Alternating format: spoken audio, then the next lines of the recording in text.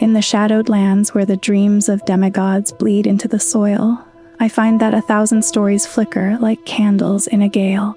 They are tales of devout knights and bitter outcasts, of loyal servants, and those wrestling with a freedom they never sought. Yet, for all their richness, I have come to see these tales as mere echoes in a vast cavern. For me, the true, resonant voice that defines this entire saga, the legend that gives it weight and meaning, is that of one man, Sir Ansbach. His is not simply a story of heroism. It is a profound philosophical treatise written in blood and wisdom, one that I believe fundamentally reorients our understanding of power, divinity, and what it truly means to be human in a world crushed by gods. Though his journey concludes in a noble death, I feel it is our charge to ensure his sagacious legacy endures. After immersing myself in this world, I am utterly convinced that Ansbach, more than Miquella, more than Mesmer, is the absolute key to unlocking the deepest truths of the Shadow of the Erdtree. Our very first meeting with Ansbach, right at the DLC's threshold, tells me everything I need to know about the profound depth of his character. His words immediately establish him in my mind as a man of immense intellectual and moral integrity, stating that his fighting days are far behind him, which is why he has chosen to dedicate himself to investigation to discern tender Miquella's ultimate purpose. He adds that he'd rather not volunteer a service to a new master unless he can be of use. You must be the Tarnished. I am Ansbach, formerly in service to Lord Mohg, but now, like you, another soul guided by Kindly Miquella. I'm hardly the steady hand I once was. My fighting days are far behind me, which is why I have chosen to dedicate myself to investigation, to discern tender Miquella's ultimate purpose. I'd rather not volunteer service to a new master unless I know that I can be of use. To me, this is a stunning declaration. Among all of Miquella's followers, each with their own agenda, I see him as the only one who, while under an Empyrean's powerful charm, holds his own convictions as paramount. He consciously refuses to act until he can make a truly informed decision, which I see as a testament to a will that even a demigod cannot fully bend. To this end, he doesn't command us, he requests our partnership, asking us to share what we learn from Miquella's crosses. It is here that I feel compelled to draw a comparison to another one who is granted the title of Sir. That is, Sir Gideon Ofner, the so-called all-knowing. I am convinced their stories are deliberate parallels, with Gideon serving as the perfect foil, a man whose every failing only magnifies Ansbach's success in my eyes. Ansbach introduces himself with a wisdom that I feel, rather than one that is proclaimed. He is humble and immediately communicative, laying out his position and purpose with a clarity and respect that I find remarkable. He seems to understand that all of Miquella's followers are sizing each other up, especially after Miquella discards his great rune. Gideon, in stark contrast, merely asserts his wisdom, puffing himself up as our senior. His approach feels rude, abrupt, and dripping with condescension, telling us to try not to make a spectacle of ourselves and asking if we are as irredeemably foolish as we appear. Allow me a word of advice. As your senior, you are a mere visitor to the Round Table, nothing more, a house guest. Yet to earn their keep. Remember your place. Newcomer, there's nothing left to say. You now belong to a select group of fellows. As such, I ask that you remain constant. You'll be after more great runes now, eh? Then as your fellow, allow me to divulge a little knowledge. The inheritors of the great runes, the shard bearers. We of the Round Table know the location of 5 of them, including the one you defeated. Later, once we have finally proven ourselves worthy of his attention, Gideon's idea of cooperation strikes me as him giving us instructions and directions. As if we are his errand runners, he commands that we now belong to a select group of fellows, and as such, we should remain constant. Or consider his tone when he says we'll be after more great runes now, and then as our fellow, he will allow himself to divulge a little knowledge. The arrogance is palpable to me. Ansbach, on the other hand, simply asks that we share our findings, appealing to our mutual goal, and offers his own insights freely from the very beginning. You must be the Tarnished. I am Ansbach, formerly in service to Lord Mohg, but now, like you, another soul guided by Kindly Miquella. I'm hardly the steady hand I once was. My fighting days are far behind me, which is why I have chosen to dedicate myself to investigation, to discern tender Miquella's ultimate purpose. I'd rather not volunteer service to a new master unless I know that I can be of use. It's a difference that, for me, defines the chasm between true wisdom and the mere hoarding of facts. I believe it's vital we keep Gideon's hollow methods in mind, as I see them as the perfect dark mirror to Ansbach's genuine brilliance. So, if my initial impression of him is of a man of true integrity and wisdom, how does his journey through the land of shadow deepen this profound sense of character? The answer, I believe, lies in his unflinching embrace of his own humanity. As I progressed through the story, every time I found one of Miquella's crosses, I felt an immediate, magnetic pull to return to Ansbach. It became crystal clear to me that without his thoughtful interpretation, the cryptic messages at these crosses would be nearly impossible to decipher. He, and in my opinion, he alone, helps us piece together the puzzle. Because of this, he became my personal hub for the entire DLC, the narrative and emotional anchor I was always eager to return to after any significant discovery. Like us, Ansbach doesn't fully grasp Miquella's grand design, but what I find so incredibly compelling is his honesty about it. He tells us that the full picture is yet to coalesce, but we do know he is bound for the Tower of Shadow, and that is where he intends to rise to true godhood. Righteous Tarnished, I have reasoned through my findings concerning Kind Miquella's intentions, why he is here. The full picture is yet to coalesce, but we do know that he is bound for the Tower of Shadow, and that is where he intends to rise to true godhood. The Tower of Shadow houses a divine gateway. A well-kept secret it was, but the gateway was once the birthplace of a god we know all too well. Two things in that statement strike me as profoundly important. The first is his intellectual humility, what I see as the wisdom to know and admit that he lacks the full picture, allowing his working theory to remain flexible. The second is his specific phrasing that the Tower of Shadow houses a divine gateway. To my mind, his use of the word rather than the is a subtle but profound clue. It implies to me that Ansbach possesses some deeper knowledge about the mechanics behind such gateways, suggesting he knows this is not the only one that has existed or could exist in the future. We will soon explore Miquella and the nature of gods, but what I want to focus on here is Ansbach's character, because what truly defines him for me is how deeply and unapologetically human he is. He is painfully honest about his own shortcomings, especially after Miquella discards his great rune, explaining that Kindly Miquella has discarded his great rune, and the fog that vexed his aging faculties has been lifted, and Folly's better left forgotten haunt him once again. Kindly Miquella has discarded his great rune. The fog that vexed my aging faculties has been lifted, and Folly's better left forgotten haunt me once again. Once, in an attempt to free Lord Mohg from his enchantment, I challenged tender Miquella, only to have my own heart rather artfully stolen. I knew not how weak I was. I believed that with sufficient mastery, even an Empyrean would be within reach of my blade. I could not have been more mistaken. Miquella the Kind is a monster, pure and radiant. He wields love to shrive clean the hearts of men. There is nothing more terrifying. Notice his choice of the word follies. This is how Ansbach frames the memories returning to him. And what I find so courageous is that despite the fear they instill, he still finds the strength to pursue them.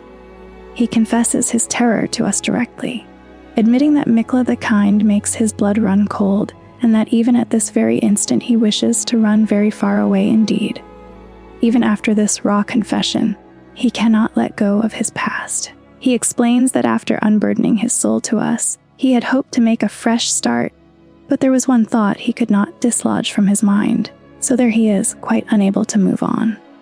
At first, it seems his motivation is purely about honor for his former Lord Mohg. But I believe this is only a fraction of the truth. There was one thought I could not dislodge from my mind. After unburdening my soul to you, I had hoped to make a fresh start, but there was one thought I could not dislodge from my mind. So, here I am, quite unable to move on. After Lord Mohg's slaying at his dynastic palace, it appears his body has been absconded with and taken straight to Kindly Miquella. Surely you recall that I once served Lord Mohg as a Pureblood Knight, after failing him in every regard and losing sight of my vows. I'd do anything to make amends, in whatever meager way I can. What could they possibly have in mind for Lord Mohg's remains? The implications are rather unnerving. When he learns that Mohg's body has been taken after his slaying, he is wrecked with guilt, saying that after failing him in every regard and losing sight of his vows, he'd do anything to make amends in whatever meager way he can. And here again I must contrast his actions with Gideon's. Ansbach, terrified as he is, ventures forth to confront his past, while Gideon, in my view, sends others to do his dirty work, safely ensconced in the Round Table hold. With our help, Ansbach uncovers Miquella's horrifying plan to use the corpse of Mohg as the vessel for his king consort. The lore implications are, of course, massive, and I will get to them. But what fascinates me now is how Ansbach again uses that word, folly, which is defined as a lack of good sense or foolishness. When I first heard this, I assumed he was speaking of the folly of Miquella's grotesque plan, or his own precarious position between two lords. But the more I studied Ansbach, the more I realized he rarely passes judgment on others. Nearly all of his reflections, I've found, are turned inward, focused on the one thing he can be sure of, himself and his own actions. I am utterly convinced he is calling himself foolish. Foolish, of course, for having missed what was happening right under his nose, but also for deeper, more personal reasons that I can only guess at. Ansbach's self-deprecation, I believe, isn't a performance of modesty. He is deeply critical of himself because he perceives his own nature with an uncompromising, almost brutal clarity. He sees that he is not some perfect exemplar of virtue. He sees a man with flaws in his beliefs, his morality, and his methods. He knows he is imperfect, and in that knowledge, he accepts that none of us can ever hope to be perfect. This, for me, is the absolute cornerstone of Ansbach's wisdom. I believe it is this acceptance of his own flawed nature that allows him to indulge it, leading him to manipulate those around him to do what he is too afraid to do himself. He asks us to give a message to Freya, knowing full well what the result will be, amusing that this knowledge will surely stoke the flames of valor within her, and that he can see her barreling into the fray right now. He is conscious of his manipulation, admitting that perhaps he shouldn't meddle in her affairs. But this is the only way he can help. His wisdom also allows him to see others with a clarity that, to me, pierces straight through myth. He knows the truth of General Radahn, a truth that shatters the romantic notions held by men like Jaren. While Radahn is a pivotal figure, we know so little of him beyond the Star-Scourge conflict. Ansbach, however, reveals the man behind the legend, saying that he knows it would pain old Jaren. But war has always suited General Radahn best, and certainly far more than any honorable death. Endless war to invigorate the soul. Through this interaction, I learned two crucial things. First, Radahn must have been an intensely private and guarded man, keeping his true nature hidden from all but his most trusted circle. And second, Radahn was not, in the end, a man motivated by honor.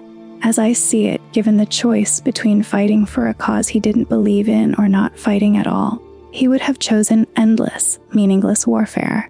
It's not a particularly honorable truth, Yet Ansbach respects this perspective, understanding all too well the intoxicating allure of combat. But how does this profound understanding of human fallibility, his own included, translate into his actions when he is faced with direct conflict and betrayal? When his plan to use Freya fails, Ansbach lays himself bare. Admitting his motivations were not born of logic, but of raw emotion he calls paralyzing fear and true despair. It is precisely because he admits his own faults so readily, I think, that he no longer expects perfection from anyone else. This is how he remains so understanding, no matter the circumstances.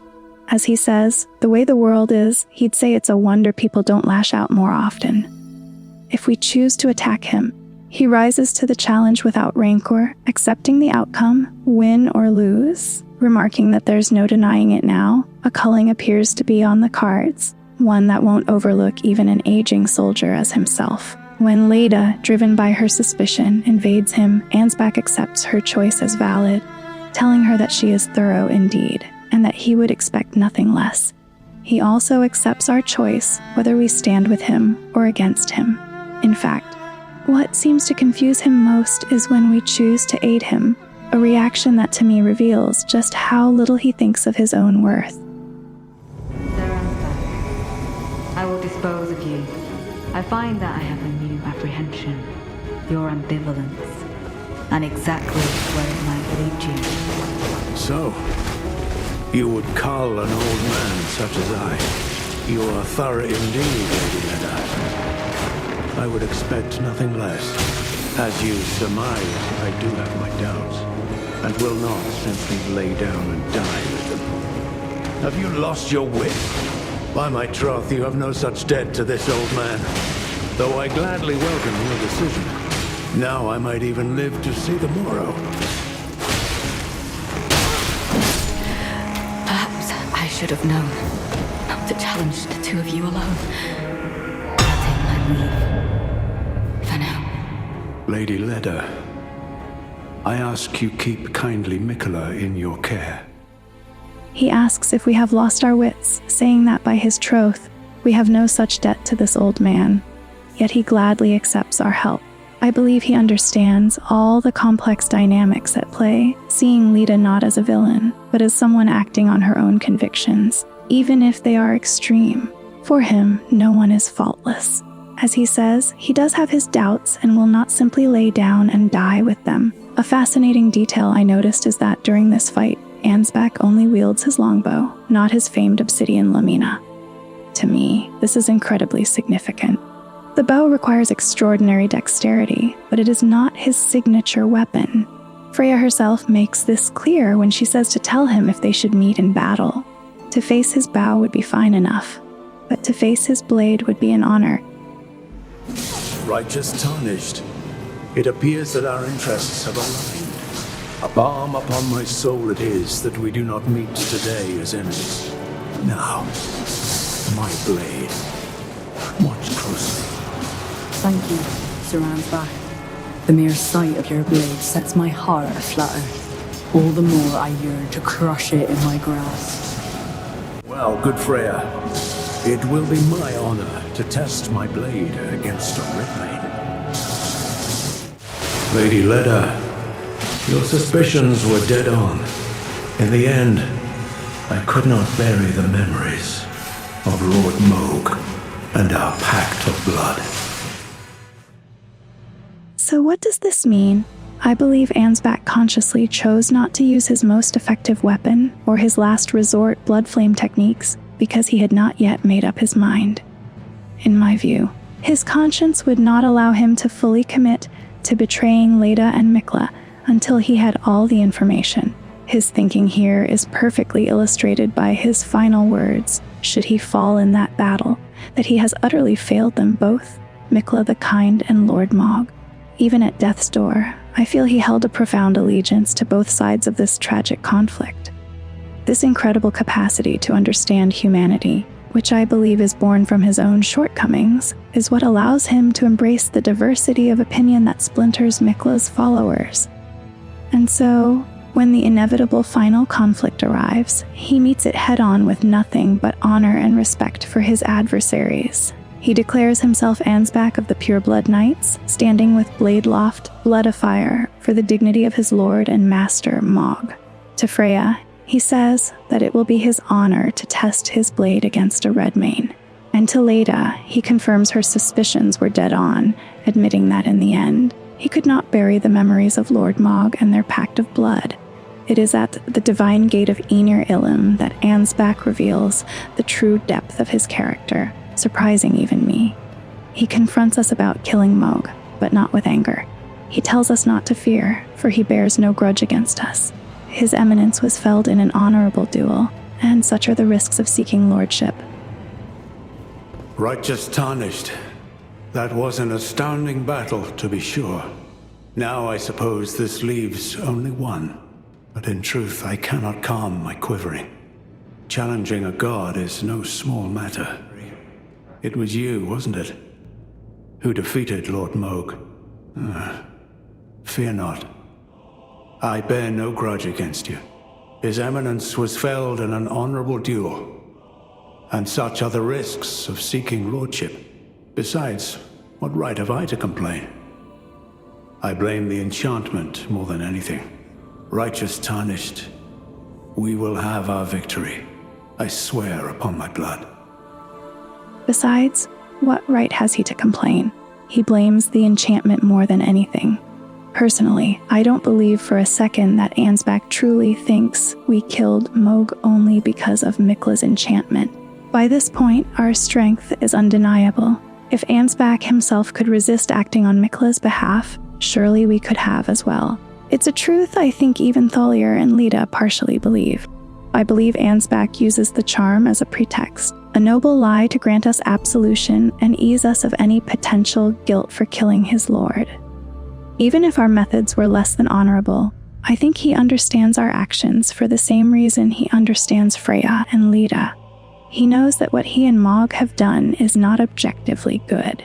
He respects that others can find fault in him, just as he finds fault in himself, and that his own bloody path was likely born of passion, not logic, exclaiming how readily the sensation returns, the runaway spirit of war. He is fully aware that his final purpose is rooted in emotion, not reason. This, I am certain, is why he has called us righteous Tarnished from our very first meeting. To be righteous is to be morally right or justifiable. He respects that our decisions and our perspective are justifiable, even when they oppose his own. Whether we kill Mohg or fight alongside Leda, he acknowledges our right to our path. Now, compare all of this profound self-awareness and respect to the pitiful end of Gideon Ofnir, who, in my opinion, asserts his absolute knowledge even as he's dying. I feel Gideon cannot even begin to fathom how we could succeed where he failed. While Ansbach develops unique incantations born of his own skill, Gideon is a mere mimic, a scavenger of spells who somehow learns nothing from the powerful beings we defeat. He refuses to even entertain the possibility that he might be wrong, choosing instead to fight us to prevent us from even trying to enter the Erdtree. With his last breath, he clings to his certainty that he knows in his bones a Tarnished cannot become a lord, not even us, and that a man cannot kill a god. So with this profound and humane wisdom established, and in my view, Ansbach alone, teach us about the most enigmatic and terrifying figure in the land of Shadow, Miquella himself. Miquella was one of the most mysterious figures in the base game, and even in a DLC centered around him, he remains a distant, blindingly uncertain presence. However, it is through his followers, and most importantly through Ansbach, that I believe we can finally begin to understand the true extent and nature of his power. Ansbach tells us that tender Miquella's eye is no mere morsel of flesh. It is a vessel of soaring grace, proof of his Empyrean lineage. He then wonders if Miquella the Kind intends to sever his very birthright. Eyes were already a critical symbol, but the DLC makes it clear to me how central they are to one's power. From Ansbach's words, I interpret that the eye is a key vessel of power, especially for an Empyrean who can house a god. Miquella, being the most fearsome Empyrean of all, possesses immense power. But what Ansbach's surprise reveals to me is that the innate power to become a god does not reside in the eye. Miquella didn't need to cast his eye aside to pursue godhood. By doing so, I believe he did not remove his Empyrean power, only the proof of his lineage, his grace, and the power of his great rune. For me, this information, coupled with the lore around Metter, confirms my suspicions about the false narratives of the two fingers. Perhaps the Eye's house bestowed power, but I am now convinced the true potential to rise to godhood cannot be granted. It must be innate. Ansbach calls Miquella a monster, saying he is pure and radiant, and that he wields love to shrive clean the hearts of men, and that there is nothing more terrifying. Yet, on closer inspection, what I find fascinating is that Miquella's power is not nearly as all-encompassing as we're led to believe. Charming others is a terrifying ability, to be sure, but the DLC clearly shows us Miquella's limits. Ansbach himself recounts his past defiance, explaining that once, in an attempt to free Lord Mohg from his enchantment, he challenged tender Miquella, only to have his own heart rather artfully stolen. Leda elaborates, revealing Ansbach cleaved open Miquella the Kind with his blood blade. This tells me several things. First, Miquella had enchanted Mohg, but not his followers. Otherwise, a commander like Ansbach would have been the first to fall. Second, Ansbach was able to approach and successfully wound the great Empyrean, meaning Miquella is not omniscient or invulnerable. Finally, Ansbach's heart was stolen, a mechanic we see in the final boss fight. Get grabbed twice, and you perform the gesture before dying. I believe this means Ansbach was defeated by Miquella, and it was in that moment of defeat that the charm finally took hold, compelling him to join Miquella's quest. The entire group of followers acts under this charm, which becomes obvious once Miquella breaks his great rune. But what really changes? To me, almost nothing. They all remember their time under the charm. Their core morals, motivations, and emotions are unaltered. Freya is still obsessed with Radahn, Hornsent with vengeance, Leda with absolute faith, and Ansbach with his duty to his former lord. Listening to their dialogue before and after, the only discernible pattern I see is that their emotions become stronger, more raw. They become more impulsive, more passionate, more fearful. If there was any doubt, Ansbach gives us the perfect metaphor that the fog that vexed his aging faculties has been lifted. Miquella's power, I am now certain, is not mind control. It is not the removal of free will. If it were, the breaking of the charm would have been a far more traumatic and disorienting event. Instead, I believe fog is the perfect description. It's a muffling of memory, a filtering of perception that subtly removes complexity until only one path, coincidentally, the one Miquella desires, seems viable. But my theory is that this path must already be a natural inclination for the person. Miquella's power works on what is already there. To shrive someone is to hear their confession, assign penance, and grant them absolution. This is what I believe Miquella does. He reaches into people's hearts and absolves them of their stress, their guilt, their burdens, their complex responsibilities. But is this truly so fearsome?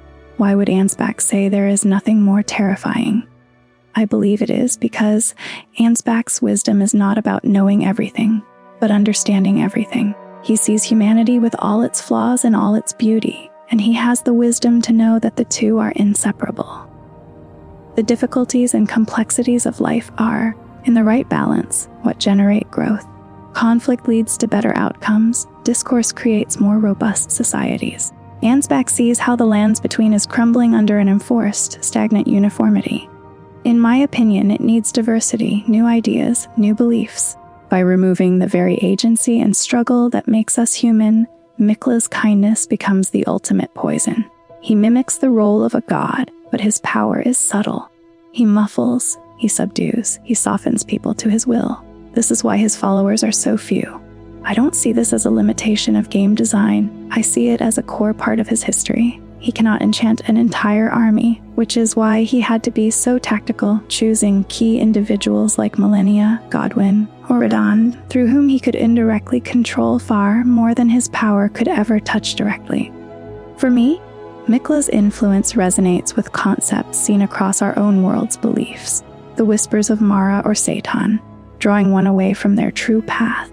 It is a power that doesn't command, but rather quells all other thoughts until only love for him remains. if Miquella's power works by amplifying pre-existing traits rather than creating new ones, as I believe, what does this, and Ansbach's own character, reveal about the true nature of the Mohgwyn dynasty? With the DLC's revelations, it seems Mohg has finally been vindicated.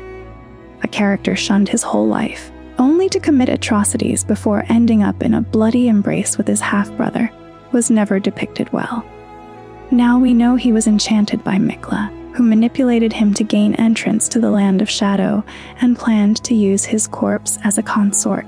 So Mohg is innocent, acquitted on all charges, right?